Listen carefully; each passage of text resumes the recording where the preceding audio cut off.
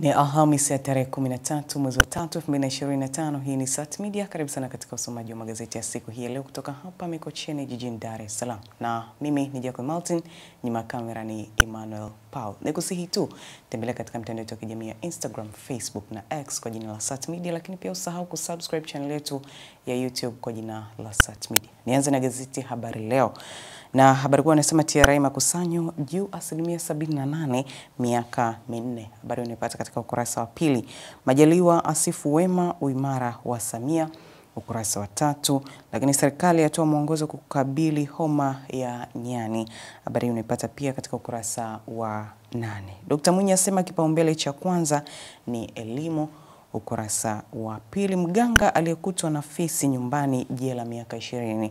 Habari unipata katika ukurasa wa 20. Dereva bodaboda wenzake kortini kesi ya mauaji. Habari pia unipata katika ukurasa wa 20. Samia ateua bosi tafiri wenye viti bodi 3. Habari unipata katika ukurasa wa 3 katika gazeti hili la Habari Leo. Nimeka katika gazeti Uhuru. Miaka 4 ya Rais Samia, mapato TRA yatikisa. Habari nimepata katika ukurasa wa 3. Lakini Majaliwa asema Rais Samia ni kiongozi imara. Habari pia nimepata katika ukurasa wa 3. Aliyekutwa akifuga fisi afungwa miaka 20. Habari pia nimepata katika ukurasa wa 8. Lakini Abdullah atoboa siri maendeleo Zanzibar. Habari nimepata katika ukurasa wa ndani. Katika gazeti Uelekeo, hatifungani ya Samia kusanya bilioni 300. Habari unipata katika ukurasa wa ndani pia. Lakini Igunga kumekucha, mradi wa maji wa milioni 840.8 wazinduliwa.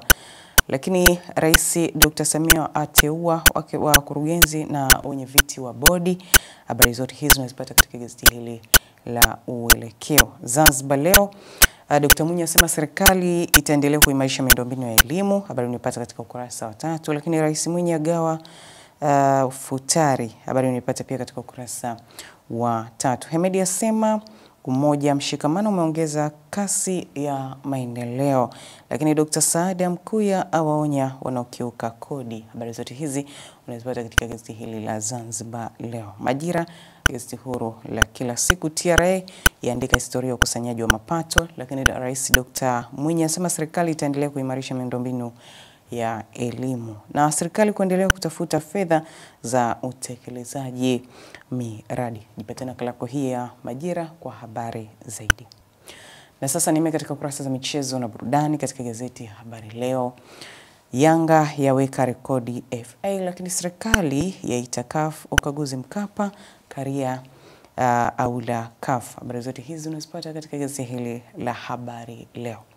Katika gazeti Uhuru kweli daima, serikali yaita CAF kukagua kwa Mkapa, lakini Max Mzize waibeba Yanga. Na Fadlu aivutia kasi Dodoma Jiji. Habari zote hizi zipo katika gazeti hili la Uhuru ukweli daima katika ukurasa huu wa nyuma na zinaendelea katika ukurasa wa ndani. Katika gazeti Uelekeo, Yanga ya ngangania pointi 3 za dabi, lakini CAF ya ufungia uwanja wa Mkapa. Habari zote hizi unazipata katika gazeti hili la Uelekeo.